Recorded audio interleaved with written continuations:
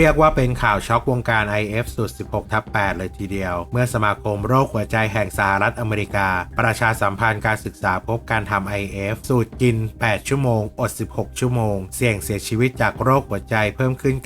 91% ขณะที่หมอแนะกลุ่มต้องระวัง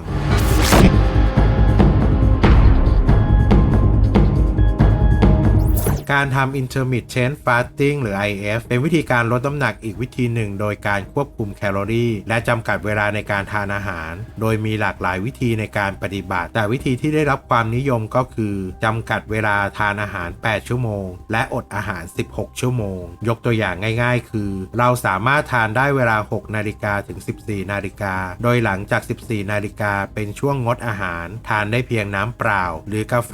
ชาที่ไม่ใส่น้ำตาลงดเว้นสารให้ความหวานแทนน้ำตาลในช่วงอดอาหารเพราะจะกระตุ้นให้เกิดความหิวและอยากน้ำตาลได้สรุปคือเราจะไม่ได้ทานอาหารมื้อหนึ่งนั่นก็คือมื้อเย็นโดยแค่แนวคิดตัดอาหารไป1มื้อนั้นก็คือแคลอรี่ที่หายไป1วันหากทำได้ติดต่อกันยังไงน้ำหนักก็ต้องลดแน่นอนแต่หลายคนอาจทำแล้วประสบผลสำเร็จบางคนน้ำหนักไม่ลดซึ่งอาจเกิดขึ้นได้จากหลายปัจจัยดังนี้ 1. อดมากเกินไปโดยในช่วงที่ทานได้8ชั่วโมงควบคุมอาหารมากจนเกินไปจึงทำให้ได้รับสารอาหารไม่เพียงพอทำให้ร่างกายเข้าสู่สภาวะจำศีลลดการเผาผลาญลงและเก็บสะสมพลังงานมากขึ้นเป็นไขมันดังนั้นจึงควรทานอาหารให้ครบ5หมู่โดยมีโปรตีนไขมันดีคาร์โบไฮเดรตเชิงซ้อนและผักผลไม้ที่มีวิตามินเกลือแร่สรุปช่วงทานได้ควรทานของที่มีประโยชน์ในปริมาณที่เหมาะสมไม่น้อยหรือมากจนเกินไป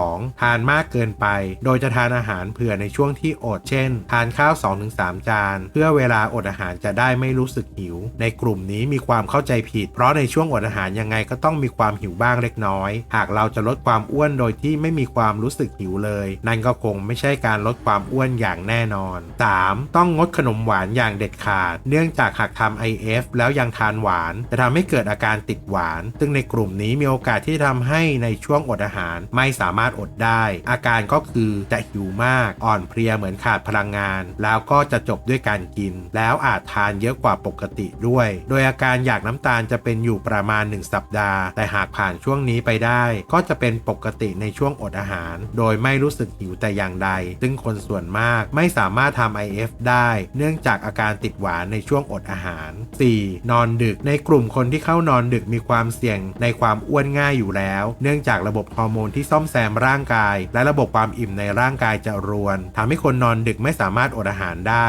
ต้องกินอาหารหวานและนำไปสู่ความอ้วนซึ่งเวลาเข้านอนปกติไม่ควรเกิน 22 นาฬิกา 5. ไม่ออกกำลังกายเนื่องจากในการลดความอ้วนไม่ใช่แค่การควบคุมแคลอรี่แต่ยังรวมไปถึงการสร้างระบบการเผาผลาญที่ถาวรขึ้นด้วยในส่วนนี้คือการสร้างกล้ามเนื้อเพื่อไม่ให้เกิดอาการโยโย่ขึ้นภายหลัง 6. เมื่อหิวระหว่างช่วงอดอาหารให้ทานน้ำเปล่ากาแฟดำชาที่ไม่ใส่น้ำตาลด้วยรสที่ขมจะทำให้เราไม่อยากอาหาร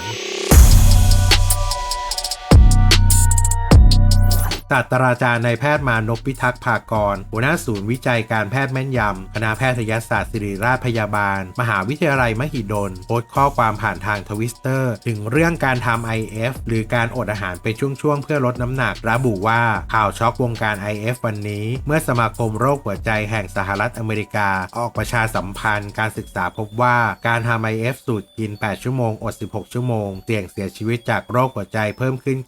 91% โดยมีรายละเอียดดังนี้ 1. การศึกษานี้เก็บข้อมูลจากแบบสำรวจการตรวจสุขภาพและโภชนาการแห่งชาติซึ่งเป็นชุดข้อมูลขนาดใหญ่และใช้กันมานานจากชุดข้อมูลนี้ใช้ตอบคำถามวิจัยมากมายมายาวนานทีมเก็บข้อมูลและวิเคราะห์มีประสบการณ์และฝีมือดี 2. ข้อมูลนี้มีจุดด้อยคือเป็นการสำรวจวิธีการทำ IF 16:8 แบบประเมินตนเองด้วยแบบสอบถามของปีแรกที่เก็บข้อมูลไม่สามารถยืนยันว่าทุกคนทำ IF 16:8 สูตรนี้สม่ำเสมอหรือไม่ 3. จุดแข็งของการศึกษานี้คือชุดข้อมูลขนาดใหญ่เกือบ 20,000 คนและตามข้อมูลนานเฉลี่ย 8 ปีและตามนานสุดถึง 17 ปีในขณะที่ผลดีรายงานก่อนหน้านี้ล้วนเป็นผลระยะสั้นไม่เคยมีข้อมูลยาวขนาดนี้ 4. ข้อสังเกตอีกอันคืออายุเฉลี่ย 49 ปีหรือวัยกลางคน 5. มีข้อมูลกลุ่มที่อดอาหารน้อยกว่านี้ด้วยคือมีระยะเวลากิน 8-10 ชั่วโมงและมีโรคหัวใจร่วมด้วยพบว่าเสี่ยง เสียชีวิตเพิ่ม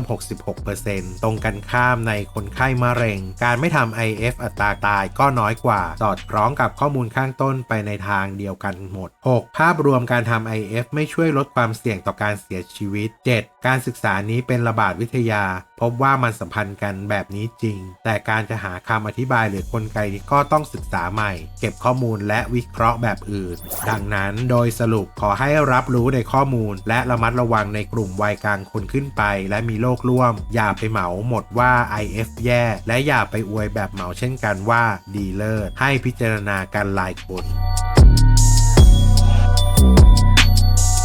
มาร่วมสนับสนุนท็อปนิวส์นำเสนอความจริงได้แล้ววันนี้เพียงกดปุ่ม Super Thanks แล้วเลือกจำนวนเงินตามที่ต้องการได้เลยครับขอบคุณครับ